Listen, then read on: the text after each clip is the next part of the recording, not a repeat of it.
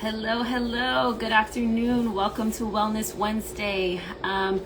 Just giving it a second here to see if anybody logs on with us.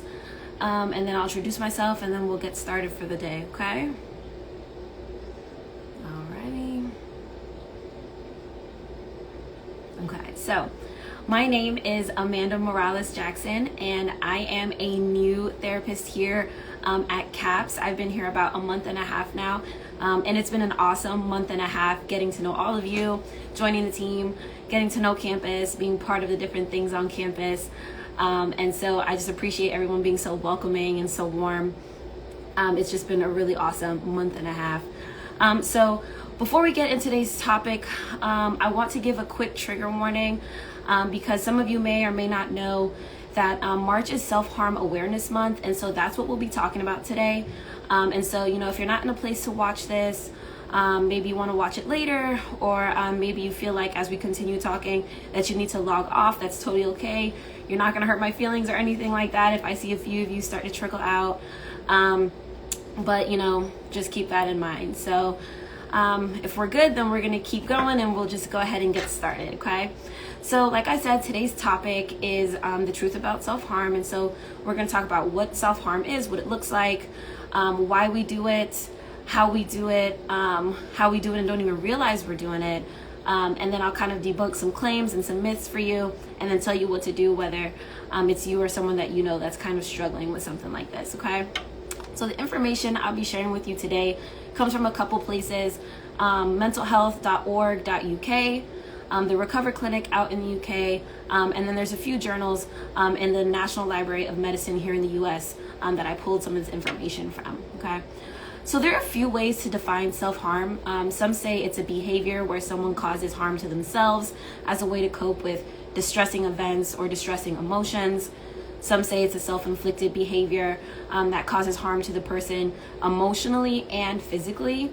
And the really important takeaway from those two definitions is that self-harm is a self-injurious behavior. So something that you're doing to yourself that's, either emotionally or physically causing you any kind of difficulties.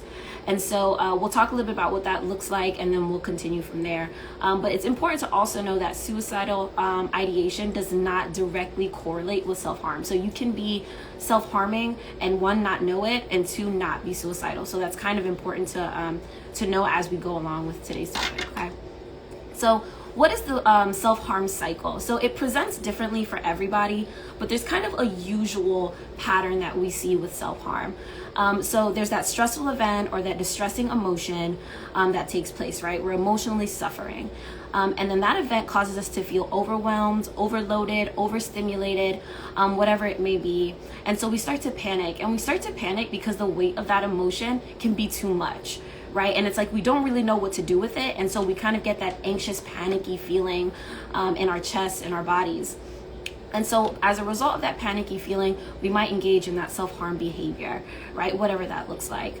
And then that behavior might give us some kind of relief for like a good second, but then we feel guilty or ashamed of ourselves for having engaged in that behavior to begin with. And then that emotional cycle kind of starts all over again, because now the guilt, now the shame of having engaged in that causes you to fall back into that pattern. And so why might someone self-harm? So there's not really one specific reason as to why someone might self-harm. It could be one specific or it could be several. And so I like to make the example of difficulties at home, right?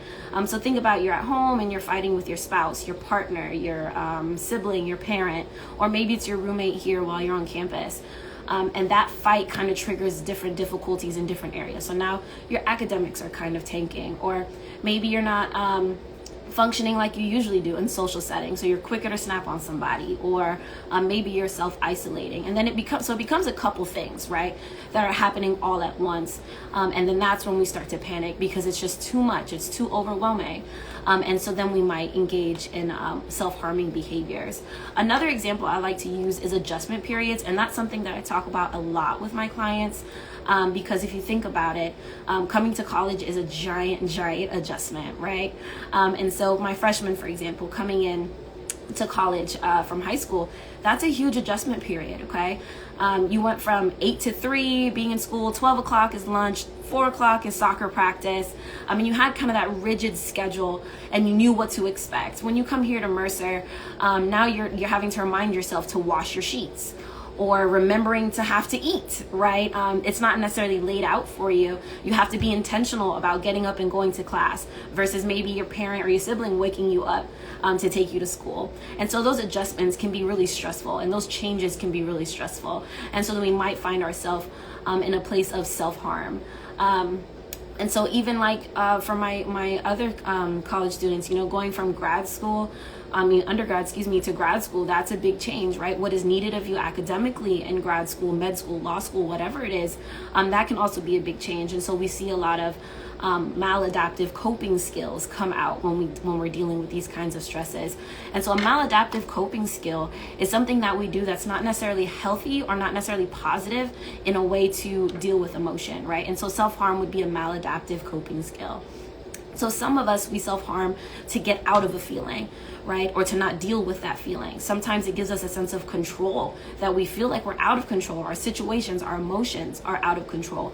And so then we self-harm to kind of foster or gain some kind of sense of control. And again, that would be a maladaptive coping skill, right? It's not a healthy thing to do, but that's why a lot of us do it. And so there are some usual ways, right, in which somebody might self-harm. And there's ways that we do it and we don't even realize that it's self-harm. And so when we talk about self-harm, people's first thought is usually cutting, right? That's what we usually go to, or what we refer to in our heads when we think about self-harm. And that's not the only way that people hurt themselves, okay? Like I mentioned earlier, self-harm can be physical and or emotional. And so there's, the more minor kinds of ways of hurting ourselves, like maybe we pick around the skin around our nails, for example, or we bite our lips. But then there's the eyelash plucking or the hair pulling. There's the restrictive eating, so telling yourself you're not allowed to eat, or eating too much, so binging. Same thing with drugs and alcohol, right? Binging on drugs or alcohol, abusing drugs or alcohol, sabotaging positive relationships, engaging in risky relationships, right? Those are all maladaptive coping skills and all negative ways of dealing with emotion. And sometimes we don't even consider those to be self-harm because we always kind of go to the more obvious ones like cutting. And so it's really just important to remember that self-harm is not just a physical situation, it can be emotional as well. And so, like I was also saying earlier, another thing to kind of keep in mind is that self-harm is not always suicidal, right? It's not always suicidal based. Sometimes it's just stress that causes us to do something that maybe we don't want to do or shouldn't do, but we do it anyway to hope that we gain something out of it, whether that's control over ourselves, the situation, or the emotion, okay? So now let's talk about some myths, some things that I hear often that just aren't true, okay? So self-harm is attention seeking. I hear that a lot from partners, from parents, from professors, and that's not the case whatsoever. People who are self-harming are not going around just telling everybody that they're engaging in whatever self-harm behavior that it is, right? Because like I said, there's that guilt and a shame associated with the self-harming. And so more times than not, the person that's self-harming is probably keeping it to themselves. And excuse the gendered language on this statement, but girls are the only ones that self-harm. That is also false. Anyone can find themselves self-harming, okay? And I think that this statement always comes from a place of girls are the only ones that cut. That's also false. Anybody can self-harm. Anybody can have a situation going on that causes them to self-harm. And again, it's important to remember that cutting is not the only way that we can self-harm. It can be by the abuse of alcohol or other drugs. It can be the risky relationships like I mentioned earlier.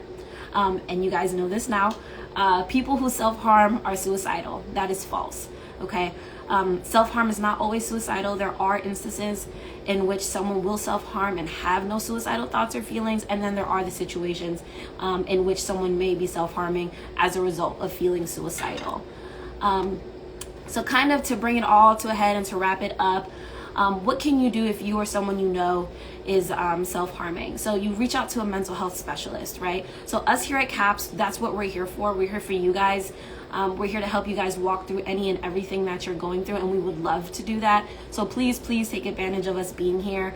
you can give us a call at 478-301-2862. And we can definitely get you on the schedule and get you through whatever it is that you're going through at the time. Okay. In the event that you don't come to CAPS, or you don't have a mental health specialist out in the community, you can always reach out to maybe like a primary care provider, if you have one of those, and they can also connect you with different resources out in the community. In the case of an emergency, obviously we want you to call 911 local law enforcement MRPO 478-301-4357 or 2911. And they can definitely get you connected and get you, the resources that you need right in that moment. The Lifeline over at Piedmont Hospital is always a great resource. The Georgia Crisis Line is also a great resource. And I'll make sure that if they're not in the caption already, that I'll put them down in the comments, those numbers in case that you need to call someone in case of crisis, okay? But that's all that I have for you guys this afternoon. I don't know if it's still raining outside, but if it is, y'all stay dry. Y'all be well, y'all be safe. And thanks for joining me this afternoon, all right? Alrighty.